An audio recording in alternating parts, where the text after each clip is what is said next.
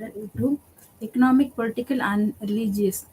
நிறுவனங்கள் 2 பொருளாதார, அரசியல் மற்றும் மதம். அறிமுகம். மனிதர்கள் சமூகத்தின் உறுப்பினர்களாக வாழும்போது அவர்கள் ஒரு சமூக அடையாளத்தை கொண்டிருக்க வேண்டும் மற்றும் அவர்களின் பொருளை சந்திப்பதற்கான வழிகளையும் கொண்டிருக்க வேண்டும்.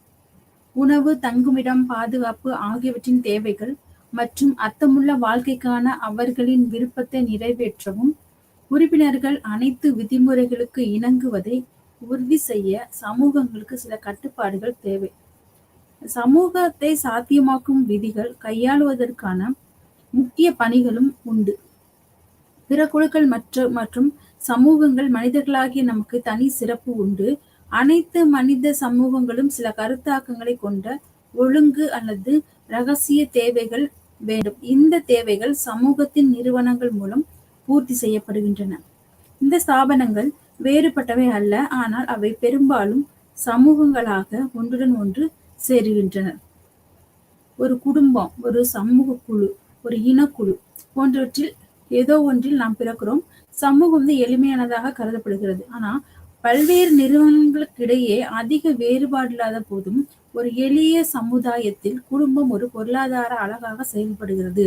பழங்குடி அல்லது சாதி ஒரு சமூக குழு, அதாவது இனக்குழு, ஒரு அரசியல் அழகாகவும் சமூகங்களாகவும் செயல்படலாம்.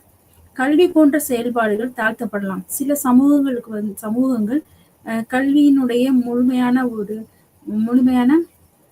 அர்த்தத்தை புரிந்து கொள்வதும் இல்லை. அந்த குழுக்களுக்கு அதற்குரிய சந்தர்ப்பங்கள் கிடைப்பதும் இல்லை. அப்போ கல்வி கற்பதில் சில சிரமங்கள் சில இனக்குழுக்களுக்கு, சமூக குழுக்களுக்கு இருந்து கொண்டுதான் இருக்கின்றன. பழங்குடியினர் மற்றும் சமூக பழங்கால குடிமக்களுக்கு நம்ம நாடுகள்ல இருக்கிற மாதிரியான ஒரு கல்வி அமைப்பு முறைகள் அங்க கிடையாது. ஆனா அதை விட்டு இப்ப வெளியில அவங்க கல்வி கற்கக்கூடிய ஒரு சூழல் உருவாகி இருக்கு. நமது நவீன சமுதாயத்தை போன்று கல்வியில் மட்டுமே நிபுணத்துவம் பெற்ற நிறுவனங்கள் பெரும்பாலானவற்றில் நகர்ப்புறத்திற்கு முந்தைய சமூகங்கள். கல்வி என்பது குடும்பம் மற்றும் சமூக குழுவின் ஒரே பணியாகும். கல்வி இந்த எல்லா சமூகத்துக்குமே ஒரு முக்கியமான ஒன்றாக இருக்கிறது. அந்த கல்வியில் மட்டுமே நிபுணத்துவம் பெற்ற நிறுவனங்கள் உண்டு.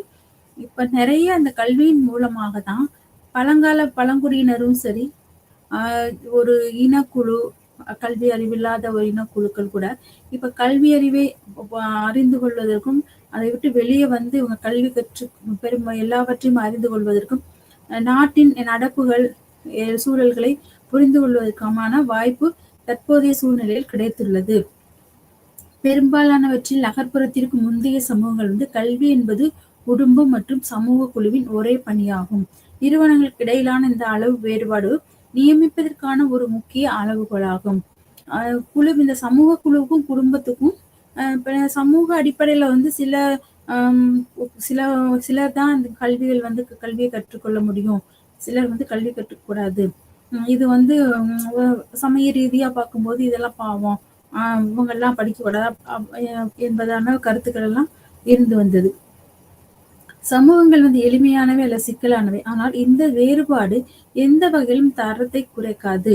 சமூகத்தின் வாழ்க்கை அல்லது கலாச்சார சிக்கலானது அதன் மக்கள் தொகைக்கு அது வெறுமனே சமூக அளவை குறிக்கிறது.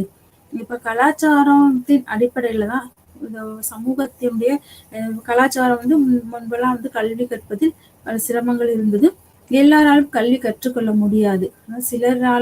சில சமூகத்தினர் மட்டும்தான் கல்வி கற்றுக்கொள்வதற்கான அனுமதிகள் அந்த காலத்துல இருந்தது. சில சமயங்கள்ல கூட, மதங்கள்ல கூட பெண்களுக்கான கல்வி எல்லாம் அப்போ அங்கீகரிக்கப்படவில்லை. காலப்போக்கில் அது அப்பவும் சில நிறுவனங்கள் பெண்களுக்கு கல்வி கற்கக்கூடிய உரிமைகளை வழங்குவதற்கான போராட்டத்தில் ஈடுபட்டது. பெண்கள் கல்வி கற்கலாம் என்று ஒரு நிலைக்கு தற்போது வந்துவிட்டது. பொருளாதார நிறுவனங்கள் இது பெரும்பாலும் மனித நிறுவனங்களின் மிகவும் அடிப்படையானதாக கருதப்படுகிறது. உணவு மற்றும் தங்குமிடம் வழங்குதல் போன்ற உடல் ரீதியான உயிர் வாழ்வை செய்யுங்கள், ஆனால் மனிதனாக இருக்க வேண்டும். மக்கள் ஒருவருக்கொருவர் தொடர்பு கொள்வதையும் படிநிலைகள் மற்றும் சமத்துவமின்மைகளையும் ஒழுங்குபடுத்துகிறது. பொருளாதார நிறுவனங்கள் வந்து அடிப்படையான தேவை மனிதருக்கு வந்து அடிப்படையான தேவை வந்து உணவு, உடை, இருப்பிடம். இது 3மே வந்து அடிப்படையான தேவைகள். இப்ப எல்லாரும் வந்து அந்த அடிப்படையான தேவைகளுக்காக மட்டுமா அ வேலை செய்றாங்க, அது சம்பாதிக்கிறாங்க. இல்ல. அதையும் தாண்டி உயர்மட்ட, உயர்நிலைகள்ல இருக்கக்கூடிய ஒரு நெறைய விஷயங்கள வந்து அவங்க வந்து புதுசா வந்து அ பயன்படுத்த முனைகிறாங்க. இப்ப மக்கள் வந்து ஒருவருக்கு தொடர்பு கொள்வதையும் படிநிலைகள் மற்றும் சமத்துவமின்மையும் ஒழுங்குபடுத்துகிறது. இந்த கல்வி போன்ற கல்வி கற்பவர்கள் அந்த நிறுவனங்களில் இருக்கக்கூடியவர்கள் ஒரு பொதுவான ஒருவருக்கொருவர் வந்து சமத்துவமான ஒரு தொடர்புகளை வந்து வைத்துக் கொள்ளுகிறார்கள். வைத்துக் கொள்ளக்கூடிய சூழலும் உருவாகியிருக்கிறது. பொருளாதார நிறுவனங்கள் பொருளாதாரத்தை வைத்து சில ஏற்றத்தாழ்வுகள் அந்த உம் பழங்குடியினர் அது சில சமூகங்கள் சில அது போல இருந்த ஏற்றத்தாழ்வுகள் வந்து பொருளாதார ரீதியாக சில மாற்றங்களை கொண்டு வந்திருக்கிறது. உயிர் வாழ்வதற்காக மட்டுமல்ல, சமூக முக்கியத்துவம் வாய்ந்த அளவில் நபர்களை கண்டறிவதற்காகவும் பொருளாதார நிறுவனங்கள் எந்த அம்சத்தை பொறுத்து அந்த அம்சத்தை பொறுத்து வந்து 3 வகைகளாக பிரிக்கப்படுகிறது. எந்த அம்சம் அப்படின்னா, அவர்கள் கையாளும் பொருளாதாரம், இவை வந்து உற்பத்தி, நுகர்வு மற்றும் பரிமாற்றம். இந்த பொருளாதார சூழ்நிலையில வந்து பொருளாதாரத்துக்குள்ள இந்த 3 தான் அடங்கியுள்ளது. என்னன்னா, ஒரு பொருளை உற்பத்தி செய்து அதை நுகர்வது, அப்புறம் பரிமாற்றம் செய்வது.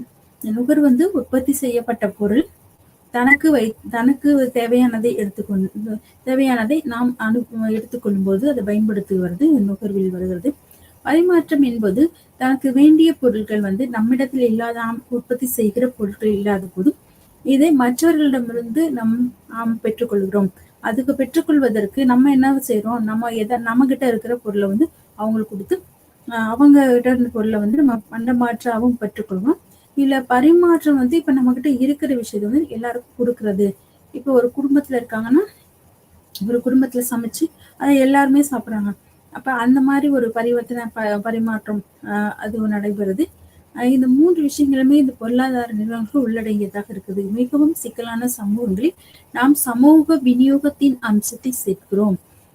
எளிமையான சமூகங்கள் விநியோகம் குடும்பம் மற்றும் உறவினர் குழுவிற்கு மட்டுமே. சிலது வந்து விநியோகம் தான் அது அந்த குடும்பத்திற்கு. இப்ப நம்ம ஒருத்தர் சம்பாதிக்கிறோன்னா அவர் அந்த குடும்பத்தை அளவுக்காக அவங்க சமைக்க அவங்க சாப்பிட அந்த அளவுக்கே அவங்க வந்து ஒரு குடும்பத்தை அந்த வருமானத்தின் அந்த குடும்பத்தை காப்பாற்றுவதற்கு மட்டுமே அதை பயன்படுத்துகிறவர்களாக இருக்கிறார்கள். உற்பத்தி வந்து இயற்கையாக கிடைக்கும் வளங்களை ஒரு வடிவமாக மாற்றுவதை கையாள்கிறது. இது வந்து மனித பயன்பாட்டிற்கு ஏற்றது. எடுத்துக்காட்டாக வந்து உற்பத்தியில் உணவு பெறுதல் மற்றும் வழங்குதல் ஆகியவை அடங்கும். தங்குமிடம் வந்து மிகவும் இன்றியமையாத நிலையில் உள்ளது. ஆனால் உற்பத்தி இன்னும் அளவுகளை அதிகரிக்கலாம். வெறும் வாழ்வாதார நடவடிக்கைகளை விட சிக்கலானது மற்றும் பலருக்கு உற்பத்தியை உள்ளடக்கியதாக இருக்கிறது. இப்போ உற்பத்தி வந்து ஒரு இயற்கையா கிடைக்கிற வளத்தை வச்சு ஒரு புது வடிவத்தை மாற்றுறது அந்த உற்பத்தின்னு நம்ம சொல்றோம். இப்போ சில வந்து இயற்கையான விவசாயம் பண்றாங்க, விதைகளை போடுறாங்க, நடவு நட்டு அதை விளைய செஞ்சு அது மூலமா கிடைக்கிற அந்த பயிர்கள் அந்த தானியத்தை வந்து அவங்க பயன்படுத்துறாங்க. அதை வந்து அதிகமா இருக்கும்போது அது பரிவர்த்தனையும் செய்யறாங்க. அப்ப இதுக்கு வந்து மனிதருடைய பயன்பாட்டிற்கு ஏற்ற அவங்களுடைய தேவைக்கு ஏற்றதை உற்பத்தி செய்கிறாள். தேவைக்கு மிஞ்சி உள்ளதை வந்து அது இவங்க பயன்படுத்தியதுக்கு அப்புறம் மிச்சமா இருக்கிறத வந்து விநியோகிக்கிறாங்க. அது பரிவர்த்தனை செய்யறாங்க, பரிமாற்றம் செய்கிறார்கள். இப்போ வந்து உணவு பொருள் வந்து முக்கியமான அடிப்படையான தேவை. ஒரு இருப்பிடத்துக்காக அவர்கள் முயற்சிக்கிற எல்லா வீடு கட்டுறது போன்ற இந்த மாதிரியான அவர்களுடைய இருப்பிடத்தை அவர்கள் அவர்களுக்காக ஏற்படுத்திக் கொள்வது இது போன்ற எல்லாம் உற்பத்தி வந்து இது மாதிரி செய்ய வேண்டியது அவசியமாக இருக்கிறது. அடிப்படை தேவைகளை வந்து சந்திக்கக்கூடிய ஒரு முக்கியமான ஒரு இதுல இருக்கு. அடுத்து வந்து இந்த கார் அல்லது கம்ப்யூட்டர் தயாரிப்பது போன்ற பல்வேறு நோக்கங்களும் ஒரு வகையானது. உற்பத்தி செயல்பாடு அனைத்து உற்பத்திகளும் மிகவும் அடிப்படையிலிருந்து மிகவும் சிக்கலானது தொழில்நுட்பத்தை உள்ளடக்கியது. மனித வளங்கள் மனிதர் வந்து நிறைய உற்பத்திகளை வந்து செஞ்சுட்டு இருந்தாங்க. ஆரம்பத்துல வந்து இந்த டெக்னாலஜி எல்லாம் இல்லாதப்போ சயின்ஸ் ரொம்ப வளராதப்பெல்லாம் எல்லாருமே வந்து உடல் உழைப்போட மனிதர்கள் வந்து அவங்கவுங்க தேவைகள் வந்து அவங்களாவே அவங்களுடைய தேவையை அவங்களே பூர்த்தி செய்து கொள்ளக்கூடிய செயல்பாடுகள் ஈடுபட்டிருந்தனர். வேட்டையாடுவதாக இருக்கட்டும், வயல்களில் பயிரிடுவதாக இருக்கட்டும், முதலாவது வந்து அவர்கள் வேட்டையாடி தான் தங்களுடைய உணவு தேவையை பூர்த்தி செய்து கொண்டார்கள்.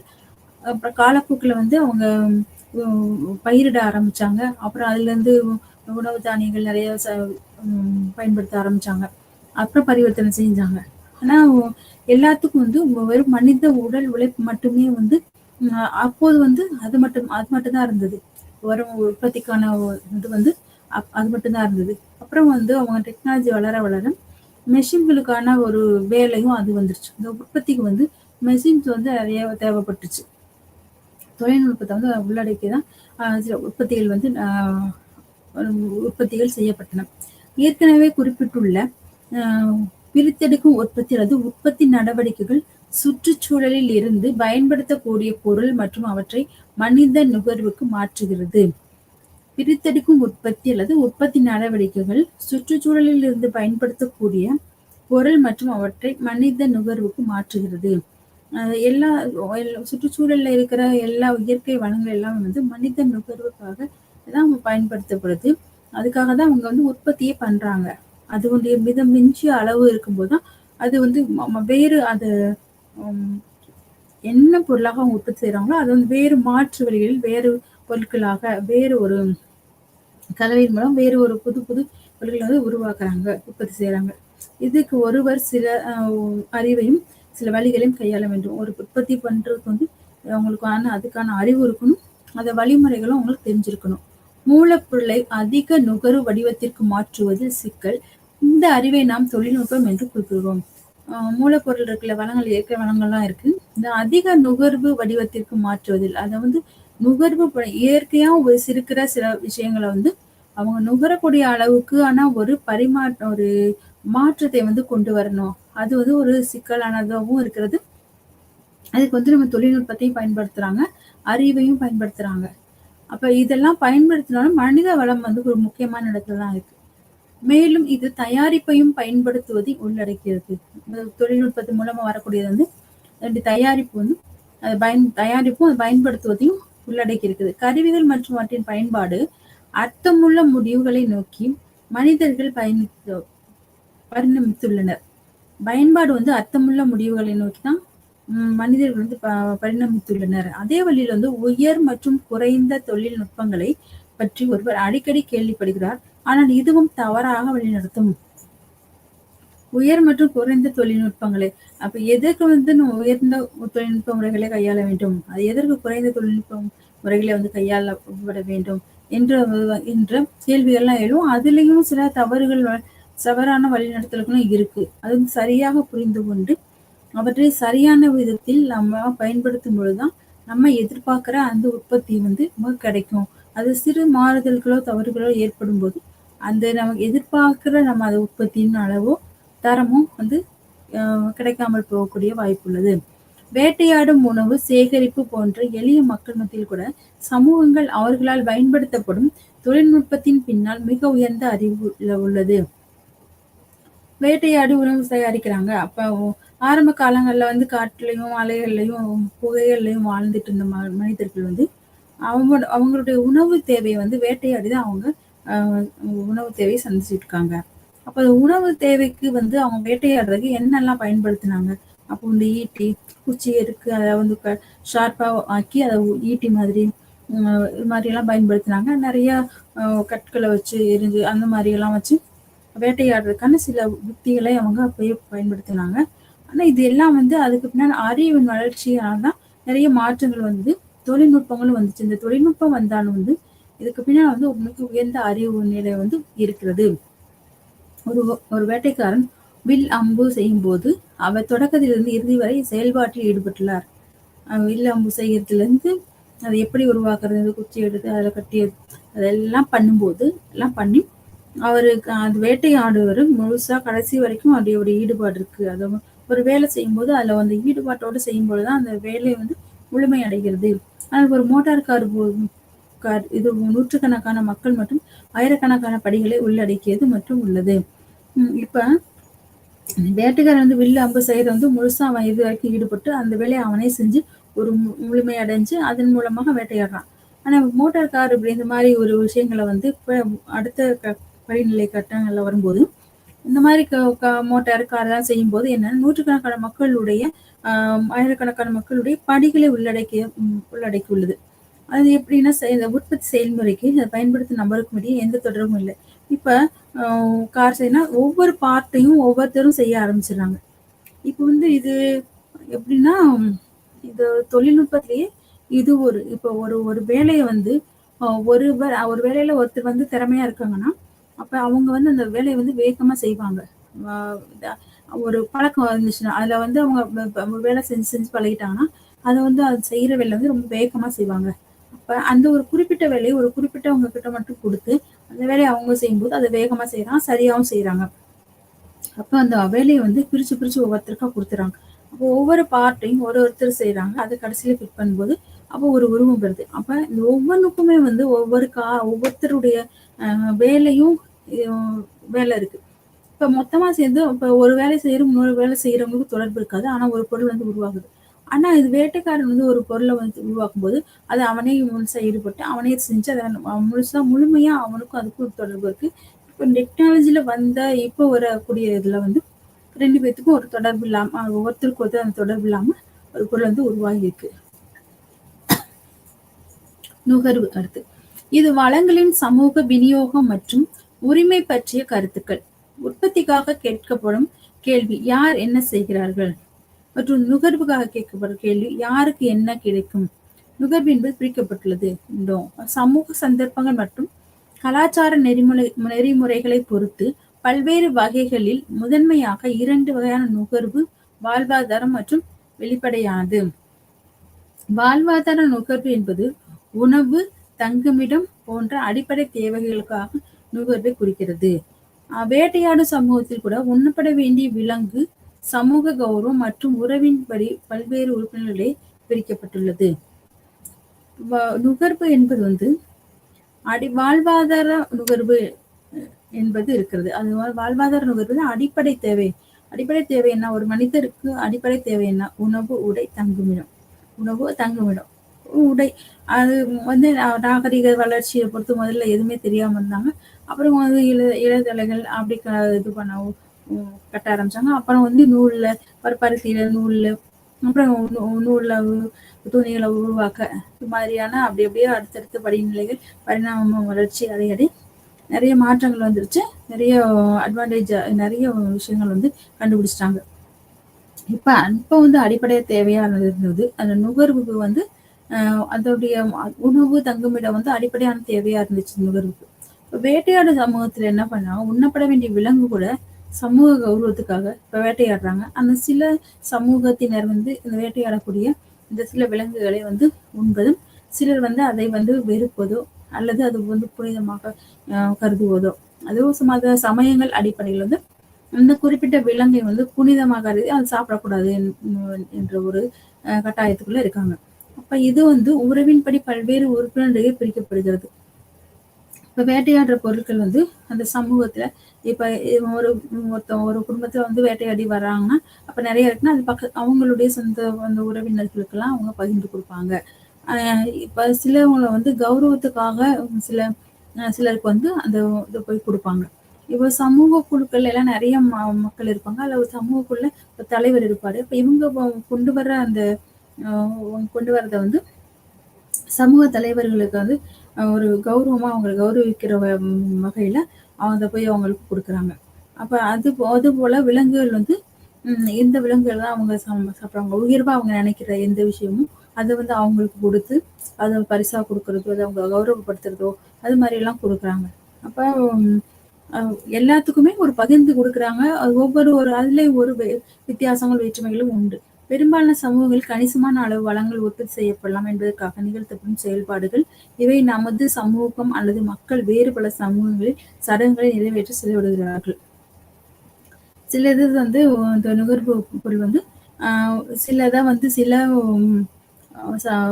சில குழுவினரோ இல்ல ஜாதியினரோ அவங்கதான் அதை பயன்படுத்துவாங்க. அதை வந்து மற்ற குழுக்கள் வந்து அதை பயன்படுத்துவதில்லை. மற்ற ஜாதியினரும் அதை வந்து அவங்க பயன்படுத்துவதில்லை. அப்போ அது வந்து ஒரு கௌரவத்தை குறிப்பதாகவும் இருக்கிறது. ஒரு தலைமைத்துவத்தை குறிப்பதாகவும் இருக்குது. அவங்கெல்லாம் வந்து இவங்கெல்லாம் இதெல்லாம் சாப்பிட மாட்டாங்க. அப்போ வேட்டையாடுற அந்த பொருள்ல கூட அதில் மாற்றங்கள் வந்து உயர்வு தாழ்வு அந்த இதெல்லாம் இருந்திருக்கு. அப்புறம் வந்து இப்போ சமயங்கள் மதங்கள்லாம் கூறக்கூடிய அந்த புலால் உண்ணாமை அப்படின்னும் போது இந்த வேட்டையாடுறத வந்து அவங்களால வந்து சாப்பிட மாட்டாங்க. இப்போ மாடு இருக்குன்னா மாட்டோட பால் மட்டும் அது சாப்பிடுவாங்க. ஆனா அதோடைய மாம்சத்தை வந்து சாப்பிட மாட்டாங்க. இப்ப அது மாதிரியான ஒரு நுகர்வெல்லாம் நூறு பகுதி வந்து இருக்கிறது. இதெல்லாம் வந்து நல்லது, இது கெட்டது அப்படின்ற ஒரு கட்டுப்பாட்டுக்குள்ள சமயங்கள் மூலமாக அது வந்து வந்துருச்சு. மதங்கள் மூலமாக அது வந்திருக்கிறது. அதனுடைய வழிபாட்டு முறைகள்ல கூட சிலதை வந்து சிலவற்றை காணிக்கைகளாக செலுத்தக்கூடிய விலங்குகளும் உண்டு. சிலவற்றை வந்து நிராகரிக்கக்கூடியதாகவும் இருக்கிறது. சில மாநில அல்லது மையப்படுத்தப்பட்ட அதிகாரத்தின் கட்டுப்பாட்டில் உள்ளன. மக்கள் என்ன உற்பத்தி செய்கிறார்கள்? உணவு தானியங்கள் அல்லது விலங்கு பொருட்கள், உடைகள் அல்லது கலைப்பொருட்கள் போன்றவற்றை அவர்களால் நேரடியாக உட்கொள்ளப்படுகின்றன அல்லது அவர்களுக்கு தேவையான ஏதாவது ஒன்றை பரிமாறிக் கொள்ளலாம். இப்போ வந்து சில மாநிலங்கள் மைய கட்டுப்பாடு அதிகாரத்தின் கட்டுப்பாட்டுல இருக்கு. நம் மக்கள் வந்து என்ன உற்பத்தி செய்யறாங்களோ உணவு தானியமா இருக்கட்டும், விலங்கு பொருட்கள், உடைகள், கலைப்பொருட்கள் இதெல்லாம் வந்து நேரடியாகவே அவங்க வந்து உட்கொள்றாங்கன்னா நேரடியாகவே வாங்குறாங்க. இப்போ ஒருத்தவங்க ஒரு தயாரிப்பு இருக்கு. அப்ப வந்து அதை தயாரிச்சு அவங்க வந்து யாருக்கு அவங்க இஷ்டமோ அவங்களுக்கு எல்லாம் கொடுக்குறாங்க. அதாவது பரிமாறிக்கொள்றாங்க. அவங்க நுகர்வுக்கு தேவையானது போக மற்றவெல்லாம் வந்து மற்றவங்களுக்கு கொடுக்குறாங்க. இப்ப உணவு தானே அது பொருட்கள், உடைகள் மற்றும் எல்லா கலைப்பொருட்கள்லாம் இருக்கும். அது அவங்களுக்கு சொந்தமா இருக்கிறவங்க உறவுக்காரவங்களுக்கும் கொடுக்குறாங்க. அப்ப வந்து இவங்க யாரெல்லாம் மதிக்கணும்னு நினைக்கிறாங்களோ அவங்களுக்கெல்லாம் கொடுக்குறாங்க. அப்ப நீண்ட பயனுள்ளதாக இருக்கும் தினசரி சடங்குகள் மற்றும் செயல்பாட்டில் சில ஆதாரங்கள் தேவைப்படுகின்றன. அவர்களை சார்ந்தவர்களுக்கு உணவளிக்க வேண்டும். வீட்டிற்குள் அதுதான் அழகு. விவசாயிகளின் குடும்பங்கள் போன்ற பல சமூகங்களில் உற்பத்தி மற்றும் நுகர்வு, விவசாயிகள் மற்றும் கைவினைஞர்கள் வளங்கள் அரிதாக சமமாக பிரிக்கப்படுகின்றன. சில சமூகங்கள்ல வந்து ஒவ்வொரு குழுவும் வந்து ஒவ்வொரு பொருளை வந்து உற்பத்தி பண்ணுது. சிலர் வந்து விவசாய வேலைகளை பார்க்குறாங்க, கைவினைஞர்களாக இருக்கிறாங்க, சில வேற தொழில்ல இருந்து பயன்படுத்துறாங்க. இதெல்லாம் அந்த தொழில்கள்லாம் வந்து எப்படி வருதுன்னா சில ஆரம்ப காலகட்டத்துல வந்து ஜாதிகள் வந்து உருவாகுது. இந்த ஜாதிகள் உருவாகும் போது அப்போ இந்த ஜாதிகளுக்கு ஏற்ற ஒரு தொழிலையும் அவங்க வச்சுட்டாங்க. அதாவது ஜாதிகள் வந்து எப்படி பிரிச்சாங்க அப்படின்னு ஒரு சில கேள்விகள் வரும்போது அதை வந்து தொழிலை அடிப்படையாக வைத்து பிரித்தார்கள் என்று வந்து சொல்லப்படுகிறது. அப்ப அந்த தொழிலை வந்து இவங்க தான் செய்யணும். அப்ப வந்து இன்றைய காலகட்டத்துல அது மாறி இருக்கு. நிறையவே மாற்றங்கள் வந்துருச்சு. இப்ப வந்து ஜாதி அடிப்படையில எந்த தொழிலையும் செய்யறது இல்லை. எல்லா தொழிலையும் எல்லாரும் இப்ப செய்ய ஆரம்பிச்சிட்டாங்க. அதுல வந்து நிறையவே மாற்றங்கள் வந்து வந்திருக்கு. அப்போ வந்து ஒரு தொழில் இப்போ வந்து பூஜை செய்யறது சமாச்சாரம், அந்த பூஜை கடவுள் அது சைடு இருக்கிறதெல்லாம் பிராமினர்ஸா பண்றாங்க. அப்புறம் சத்திரியர்கள் வந்து போரிடுவாங்க. ஒரு நாட்டுக்கும் நம்ம நாட்டுக்கும் உள்ள போர் வந்து ஏற்படும் போது அவங்க தான் அதை வந்து அவங்க வந்து ஒரு வீரமா இருக்கிற ஒரு மக்களை வந்து கருதப்படுறாங்க. அதுக்கடுத்து உள்ளவங்க வந்து ஐஷர் வந்து என்னன்னா வாணிபம் பண்றவங்க. அவங்க மட்டும்தான் அந்த காலத்துல வந்து வெளிநாடுகளுக்கு எல்லாம் போக முடியும். அவங்க மட்டும்தான் இதெல்லாம் செய்ய முடியும். அது வாணிபம் வந்து அவங்க தான் பண்ணணும், மற்றவர்கள் வந்து பண்ணக்கூடாது அப்படிங்கிற மாதிரி சூத்திரர்கள் வந்து அந்த அடிமட்டமான அந்த வேலைகளை செய்யறதுக்காக இருந்தாங்க. கோவில்கள்ல கூட அந்த மாதிரியான ஒரு அமைப்பு வந்து உண்டு. மேல இருந்து ஒவ்வொரு இடமும் ஒவ்வொரு பகுதியா வரும்போது இது இவர்களுடைய இது பிராமணர்கள், சத்திரிகர்கள், வைசியர்கள், சூத்திரர்கள் என்று அந்த அடிப்படையான கருத்துக்கள் கூட அந்த கோவிலுடைய அமைப்பில் அது வந்து விளக்கப்பட்டிருக்கும். அது எல்லாம் வந்து அந்தந்த படிநிலையில வந்து அவங்கவுங்க இந்தந்த வேலைகளை செய்யறாங்க. இவங்க இந்த நிலையில் இருக்கிறார்கள் என்பது போன்றதான ஒரு தத்துவ ரீதியான விளக்கங்களும் உண்டு. அப்போ வந்து உணவு விவசாய நீண்ட பயனுள்ளதாக தினசரி சடங்குகளுக்கும் செயல்பாட்டிற்கும் சில ஆதாரங்களும் தேவைப்படுகிறது. அவர்களை சார்ந்தவர்களுக்கு உணவளிக்கன்னா அவங்க குடும்பம்னா அந்த குடும்பத்துக்கு உணவளிக்கணும். அது அவங்களுடைய கட்டாயம்.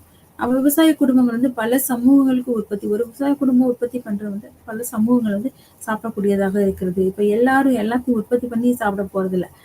சிலர் வந்து விவசாயம் பண்ணுவாங்க, சில கைவினை பொருட்கள் செய்வாங்க, சில வளங்கள் வேற தொழில்களை பண்ணி மனிதர்களுடைய தேவைகள் என்னவோ அது எல்லாத்துக்கும் வேண்டிய எல்லா பொருட்களும் ஒவ்வொருவரும் தனித்தனியா செய்யறாங்க. அப்ப சந்தை செஞ்சு அத சமமா பிரிச்சு எல்லாருக்கும் எல்லாம் கிடைக்கிற மாதிரியான சூழல் வந்து உருவாகுது. பல சமூகங்கள் வந்து ஒரே பிரிவைச் சேர்ந்தவர்கள் விரும்பத்தக்க மற்றும் விரும்பத்தக்க உணவுகளின் சமமற்ற பகுதிகளை பெறலாம். இவை எந்த அடிப்படை தேவைகளுடனும் தொடர்புடையவை அல்ல. ஆனால் நிலையை மேம்படுத்துவதற்காக மட்டுமே. இப்ப சிலவங்க வந்து நம்ம அடிப்படை தேவைன்னா எவ்வளோ தேவையோ அதை மட்டும் நம்ம அதை நம்ம உற்பத்தி பண்றோம், நம்ம சாப்பிட்றோம், அதோட விடுறோம். அப்படி இல்லை. எல்லாருமே வந்து அளவுக்கு அதிகமாக இவர்கள் நிறையவே இவங்க உற்பத்தி பண்றாங்க. அது நுகர்வு பகுதியும் அதிகமாகவே இருக்கு. அது மிச்சத்தை வந்து வேற ஒரு வகையில வந்து அவங்களோட சேமிப்பாக வைத்துக் கொள்கிறார்கள். அப்ப அந்த மிச்சமாக உள்ளதை வந்து வேற ஒரு பொருட்களுக்காக ஈடாக கொடுத்து அந்த பொருட்களை பெற்றுக்கொள்ள பெற்றுக்கொள்றாங்க. அப்படி பெற்றுக்கொள்ளும் போது அதனுடைய மதிப்பு பொருளாக அவங்க தன்னுடைய தரத்தை உயர்த்துவதற்கு, நிலையை உயர்த்துவதற்கு, மேம்படுத்துவதற்கு சில விஷயங்கள் அந்த மாதிரியான ஒரு பரிமாற்றத்தை கொண்டு வைத்துக் கொண்டிருக்கிறார்கள். பரிமாற்றம். அடுத்து பொருளாதாரத்தின் 3வது அம்சம் வந்து பரிமாற்றம். இது ஒரு அடிப்படையாகவும் பார்க்கப்படுகிறது. சமூகம் உருவாக்குவதற்கான கொள்கை இது. எல்லோருக்கும் தன்னிறைவு பெற்றிருந்தால் உறவுகளின் தேவை பரிமாற்றம், பரஸ்பர பகிர்வு மற்றும் அடிப்படையாக இருக்கலாம். சந்தையின் கொள்கைப்படி இது வந்து அடுத்த பரிமாற்றம் அப்படின்னு வரும்போது தான் உற்பத்தி பண்ற பொருட்களை நுகர்வுக்கு தேவையான அளவு நம்ம எடுத்துக்கிறோம். தேவையான அளவு எடுத்துக்கிட்டு அந்த மிச்சமா இருக்கிறத என்ன பண்றோம், அதெல்லாம் பரிமாற்றம் பண்றோம். பரிமாற்றம்னு சொல்றோம். அப்ப அதை வந்து மற்றவங்களுக்கு கொடுக்குறோம். அதுக்கு ஈடா பணமா போயிடுறோம் அல்லது பொருட்களாக. முன்பு வந்து பணம் இல்லாதப்போ வந்து பொருட்களுக்கு ஈடாக பொருட்களை கொடுத்து வாங்குறாங்க. இப்ப வந்து பணத்தை கொடுத்து அந்த பொருட்களை வந்து பெற்றுக்கொள்றாங்க அல்லது பணத்தை பெற்றுக்கொண்டு பொருட்களை விற்பனை செய்கிறார்கள். இப்ப சந்தையின் கொள்கைப்படி வந்து ஒரு பொருளை வந்து அவங்க உற்பத்தி செய்யறாங்கன்னா அதுக்கு வந்து அவங்களே வந்து ஒரு விலை நிர்ணயம் செய்யறாங்க. அப்ப அவங்க நேரடியா வாங்குறவங்களும் இருக்காங்க, நேரடியா கொடுக்கறவங்க இருக்காங்க. இல்ல இவ வந்து சந்தைப்படுத்துதல் என்பது சந்தையில போய் அவங்க மொத்தமா உற்பத்தி பண்றவங்க போய் சந்தையில கொடுத்தாங்கன்னா அதை அவங்க எடுத்துக்கிட்டு அவங்க ஒரு விலைக்கு அதை எடுத்துக்கிட்டு மற்றவங்களுக்கு அவங்க விற்கும் போது அவங்க கூடுதலான விலையை வைத்து அவங்க விற்கிறாங்க. அப்ப அது வந்து சந்தை. அந்த இடத்துல அந்த இது 2 பேருக்கும் இடையில இருந்து அவங்க செய்யக்கூடிய செயலுக்கு தான் சந்தை சொல்றாங்க. இது ஒரு பரஸ்பரம் வந்து பொதுவானது, சமநிலையானது மற்றும் எதிர்மறையானது. இது 3 வகையா இருக்கு. அது வந்து ஒரு உறவில் இருக்கும் கட்சிகளுக்கு இடையே அடிக்கடி நேரடியாக நடக்கும் பரஸ்பரம் என்பது நெருங்கிய மற்றும் உணர்ச்சி ரீதியான உறவை கொண்டவர்களிடையே உள்ளது. பரஸ்பரம் என்பது வந்து என்ன சொல்றோம்னா ஒரு சமூக உறவு, ஒரு சுமூகமான சூழ்நிலையில ஒருவருக்கு ஒருவர் இருக்கக்கூடிய நெருங்கிய தொடர்பு உறவுதான் அந்த பரஸ்பரம் சொல்றோம். இப்போ ஒரு குடும்பத்தின் உறுப்பினர்கள் வந்து வேறு எவருக்கும் இடையேயான கணக்கீடுகள் எதுவும் இல்லை. இதெல்லாம் ஒரே குடும்பத்துக்குள்ள ஒரு ஒற்றுமை, ஒரே சிந்தனை கூடியவர்கள் ஒருவருக்கு ஒருவர் உள்ள தொடர்பை குறிக்கிறது. நண்பர்கள் குழு அல்லது உணவு தேடும் குழு போன்ற முதன்மை குழு பரிசு வழங்குவது ஒரு வகையானது பொதுவான பரிமாற்றம். அது வந்து இந்த பரிசு வந்து அது வந்து ஒரு பொதுவான பரிமாற்றமா இருக்கு. சமச்சீரான பரிமாற்றம் பரஸ்பரம் என்பது கவனமாக ஒப்பிடும் இடமாகும். இது வந்து ரெண்டுமே சமமா இருக்கா, சரியாக இருக்கிறதா என்பதை கவனமாக ஒப்பிட்டு பார்க்க வேண்டியது இருக்கிறது. வந்து அரசியல் நிறுவனங்கள். அடுத்து இந்த அரசியல் நிறுவனங்கள் வந்து அனைத்து சமூகங்களும் தனிநபர்களை உள்ளடக்கியது. ஆனால் சமூக விதிகள் அல்லது மக்களை பிணைக்கும் விதிகள் தனிப்பட்ட நலன்களை விட ஒருவர் உயர்ந்து அதுக்கு பணம் செலுத்த வேண்டும். ஒருவரின் சுயத்திற்கு மேலே உள்ள குழு எந்த ஒரு சமூகத்தின் அரசியல் நிறுவனமும் சமாளிக்க வேண்டும்.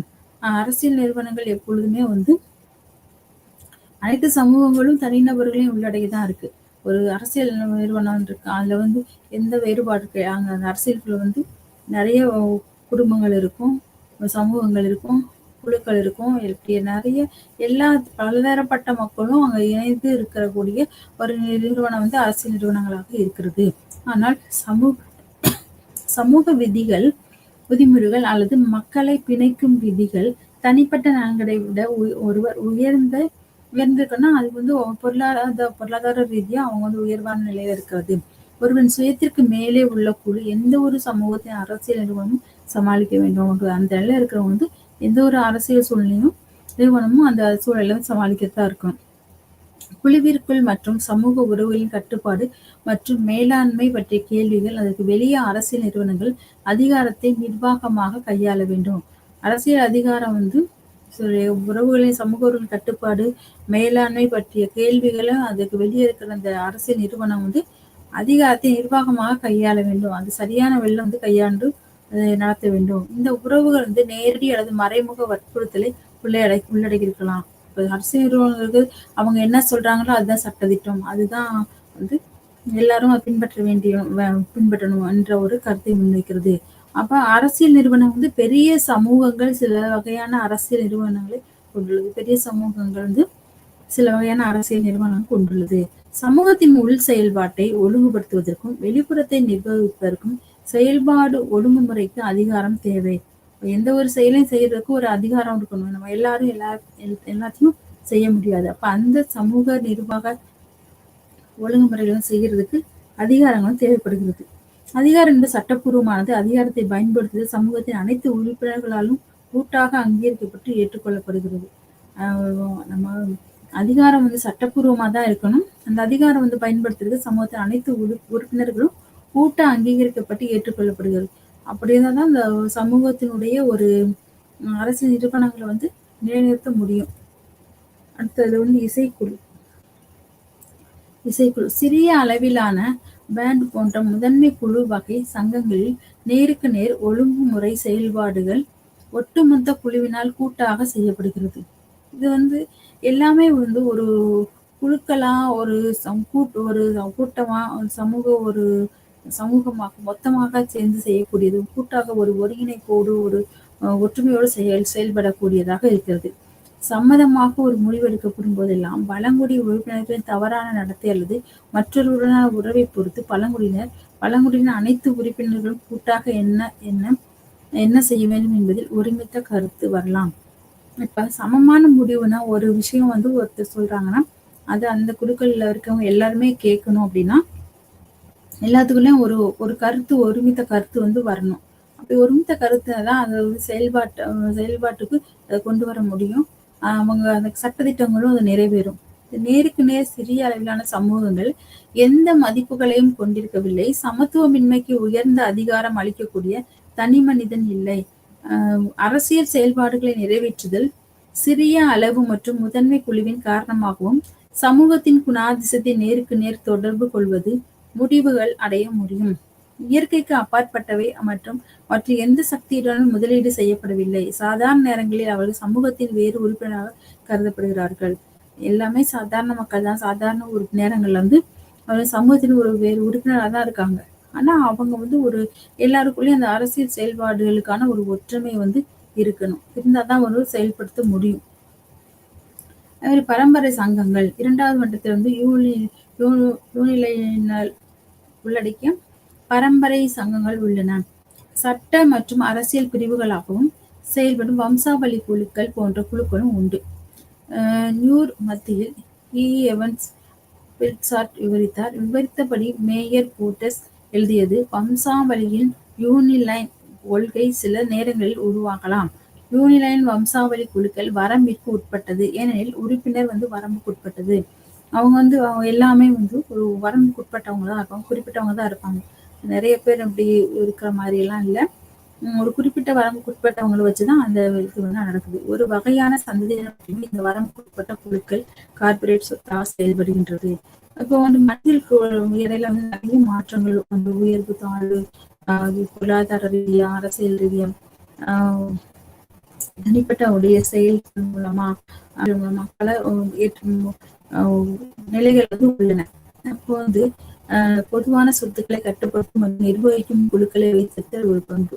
பொதுவான சொத்துக்களை அரசு வந்து கட்டுப்பாட்டுக்குள்ள வைக்குது. அல்லது ஒரு ஜமீன்தார் முறையெல்லாம் பார்த்தா அவங்கதான் எல்லாமே வச்சிருப்பாங்க. அவங்க சொல்றதுதான் சட்டம், அவங்க செய்யறதுதான் மக்கள் வந்து அதை கேட்டுதான் செய்யணும். அந்த மாதிரி எல்லாம் இருக்கு. இப்போ உடன்பிறப்பு குழுவின் ஒற்றுமையின் கொள்கை பரம்பரை குழுவின் சொத்து மற்றும் அதன் உள் மற்றும் வெளிப்புற உறவுகள் பரம்பரை குழுவின் பெரியவர்களால் நிர்வகிக்கப்படுகிறது. சில இதெல்லாம் வந்து இன்னுமே அந்த பரம்பரையான குழு அப்படி வரும்போது அந்த குழுவின் அந்த சொத்து அது எல்லாமே வந்து பரம்பரை அவங்களுக்கே உரியது. அவங்கதான் அதை அடுத்தது இப்ப ராஜாக்கள் இருக்காங்க, அவங்களுடைய பிள்ளைங்க, அவங்களோட சந்ததி இப்படிதான் அடுத்தடுத்து வந்துட்டே இருக்கும். அப்போ வந்து சர்வாதிகாரி மாரி அந்த இதுல வர்றது.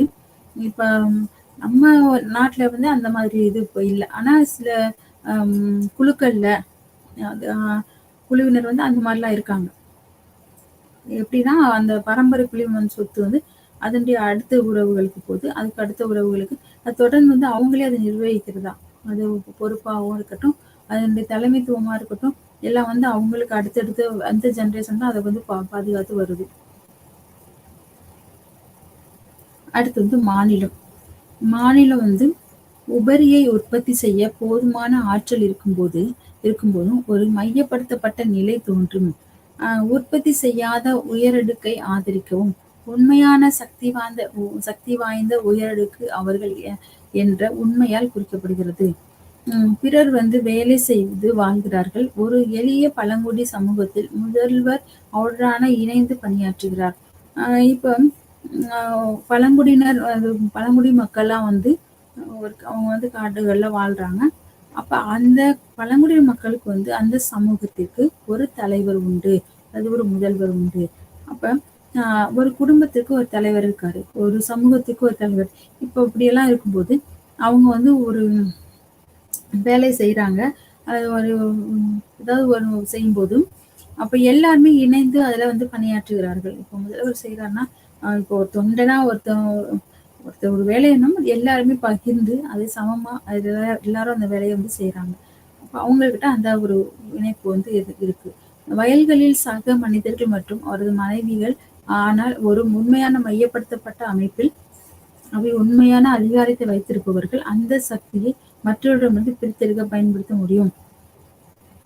ஆனா ஒரு ஒரு குடும்பத்துல இருக்காங்கன்னா, குடும்பத்துல இருக்க அத்தனை பேருமே அந்த ஒரு வேலையை செய்வாங்க. இப்ப வயல்ல வேலை செய்றாங்கன்னா, எல்லாருமே சேர்ந்து ஒரு வேலையை செய்வாங்க. அல்லது அங்க இருக்கிற சக மனிதர்கள் எல்லாம் செய்வாங்க. அவருடைய மனைவிகள், பிள்ளைகள் அவங்களும் வந்து வேலை செய்றாங்க. இப்ப அதுல வந்து ஏற்றத்தாழ்வு இருக்காது. இவங்க செய்யணும், அவங்க செய்யணும் அப்படின்றது இல்ல. எல்லாருமே வந்து ஒரு மொத்தமான ஒரு ஒரு ஒருங்கிணைந்த ஒரு வேலையை வந்து அவங்க செயல்பாடுகளை வந்து செய்றாங்க. அவர்கள் மட்டுமல்ல அடிப்படை தேவைகள் அவற்றின் மேன்மை நிலைநாட்ட அதிக அளவு உபரிகளும் பயன்படுத்தப்படுகிறது. மாநில உருவாக்கம் பற்றிய பல கோட்பாடுகள் உள்ளன. இல்லாதவர்கள் எப்படி இருக்கிறார்கள் என்பதுதான் முரண்பாடு. படிநிலை என்ற கருத்துக்கு பழகி சுதந்திரமான வாழ்க்கை வாழ்பவர்கள் கீழ் வர ஒப்புக்கொள்கிறார்கள். இப்ப படிநிலைன்னு வரும்போது ஒவ்வொரு படிநிலைகளும் முன்னாடி வந்து படிநிலைகள்ல வந்து நிறைய வேறுபாடுகள் உண்டு. ஆண்கள் ஆண்கள் பெண்கள்ன்ற வேறுபாடே பெரிய வேறுபாடா இருக்கும். ஆண்கள் வந்து நிறைய வேலை செய்வாங்க. வேலை செய்யும்போது பெண்கள் வந்து அந்த ஆண்கள் வந்து சக்தி வாய்ந்தவர்கள். அவங்க வந்து இதெல்லாம் செய்யலாம், அதை செய்யலாம் அப்படின்ற மாதிரியான சூழ்நிலை இருந்துச்சு. ஆனா பெண்களுக்கு வந்து அந்த அப்போதான அந்த சூழ்நிலைகள் வந்து வரல. இப்போ வந்து நிறைய மாற்றங்கள் இருக்கு. ஆனா முன்னாடி வந்து அந்த பலசாலிகள்லாம் ஆண்கள் வந்து பலசாலிகளா இருக்காங்க. அவங்க தான் இந்த வேலையெல்லாம் செய்வாங்க அப்படின்ற ஒரு நிலை இருந்தது. இப்ப சமூக உயர் மற்றும் கீழ் குழுக்களாக பிரிக்கப்பட வேண்டிய அவசியம் உள்ளது. உபரி உணவு மற்றும் பிற பொருட்கள் தொடர்ச்சியான விநியோகத்திற்காகவும் உயரடுக்கு என பிரிவுகள் அதிகாரத்தை பெறுகின்றன. அவர்கள் தங்கள் மேன்மையை வலுப்படுத்த இந்த பொருளை பயன்படுத்துகிறார்கள். ஒரு மாநிலம் உருவானவுடன் ஒரு ஆட்சியாளர் வடிவத்தில் முழு அளவிலான அரசியல் நிறுவனங்கள் வற்புறுத்தும் அதிகாரங்களுடன் அவனது கவுன்சில்கள் வந்து இராணுவம் மற்றும் காவல்துறை வடிவம் பெறுகிறது. இப்போ ஒரு அரசியல் நிறுவனம் வந்து உருவாகுது. ஒரு நாடு இருக்கு. அந்த நாட்டுக்கு ஒரு அரசியல் நிறுவனம் இருக்கு. அப்போ ஆட்சியாளர்கள் வந்து அதுக்கு வேணும். அதுக்கு ஒரு கவுன்சிலர் வேணும். இராணுவம் வேணும். அதுக்கு காவல்துறை வேணும். இப்படி எல்லாமே இருக்கும். அவை எல்லாமே வந்து அடிப்படையா தேவைகள் இதெல்லாம் என்ன ஒரு அரசியல் நிறுவனத்துக்கு இந்த தேவைகள்லாம் உண்டு. அப்போ அதுக்கு ஒரு இராணுவம் கண்டிப்பா வேணும். நம்ம நாட்டுல அந்த நாட்டை காப்பாத்துக்க இராணுவம் வேணும். காவல்துறை வேணும். அதே போல வந்து அதிகார வர்க்கங்கள் மந்திரி அவங்க போன்ற அதிகாரிகள்லாம் அதிகார வர்க்கங்கள் வேணும். அது போல ஆட்சியாளர்கள் அந்த ஆட்சியாளர்கள் நிறைய இருக்கணும். அத்தியாவசியம் செயல்படும் மாநிலத்தின் தேவை என்பது வரிகளை வசூலிப்பது மற்றும் கல்வி அணுகல் அல்லது கட்டாய உழைப்பு. இப்போ எல்லா மாநிலத்தின் தேவை என்பதுனா வரிகளை வசூலிப்பது. இப்போ எல்லாத்துக்கும் மனிதர்கள் பயன்படுத்தக்கூடிய உற்பத்தி செய்யப்படலாம் பயன்படுத்தக்கூடிய எல்லாவற்றிற்கும் அவர்கள் இருப்பிடமா இருக்கட்டும், அது தண்ணி அவங்க பயன்படுத்துற தண்ணீர், குடிநீரா இருக்கட்டும், எல்லாத்துக்குமே வந்து வரி வந்து கட்டப்படுது. எல்லாத்துக்கும் இப்ப நெறைய வரி, ஜிஎஸ்டி வரி நெறைய வந்துச்சு. அப்ப இந்த வரிகள் எல்லாமே எல்லாத்துக்கும் ஒரு வரி, ஒரு வரி வசூலிக்கிறது வந்து அது அந்த காலத்துலேருந்தே இருக்கு.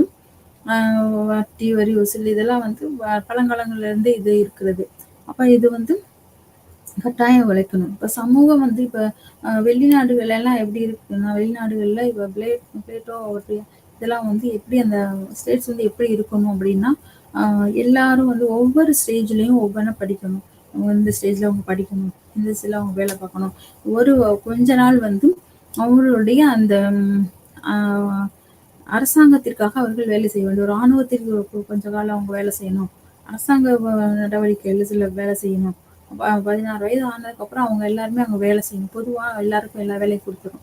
எல்லாரும் எல்லாமே தெரிஞ்சிருக்கணும். அவங்க வந்து தத்துவம் படிக்கணும். அப்ப கொஞ்சம் அவங்களோட ஒரு ஸ்டேஜுக்கு போகும்போது எல்லாமே அவங்க கத்துக்கிறபோது, அப்பதான் அவங்க வந்து ஒரு அரசியல் தலைவராவே வரணும். அப்படின்ற ஒரு இத சொல்லுவாரு.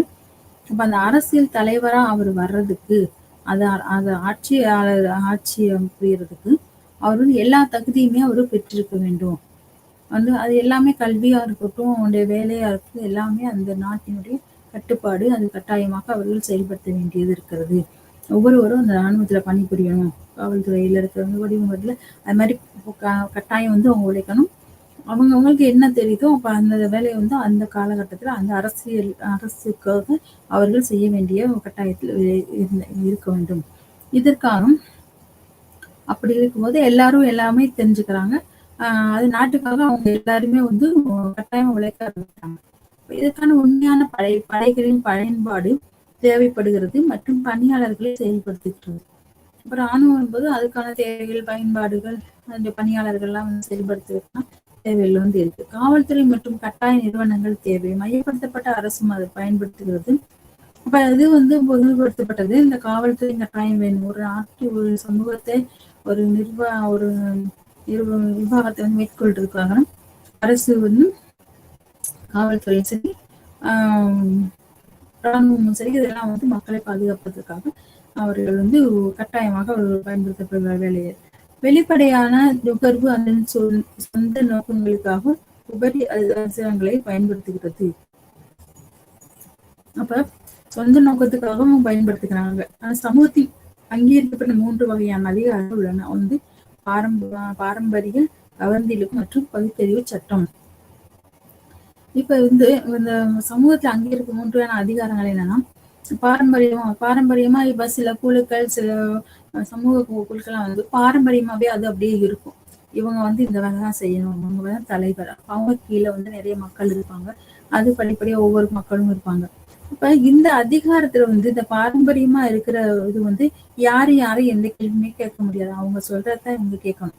அப்ப அந்த மாதிரி இருக்கும்போது அவங்க ஆட்சி முறையும் சரி, மக்களுடைய செயல்பாடுகளும் சரி எல்லாமே அந்த பரம்பரையா அப்படியே தான் வந்துகிட்டே இருக்கும். பாரம்பரியமான அது பண்பாடு மாதிரி வந்துடும்.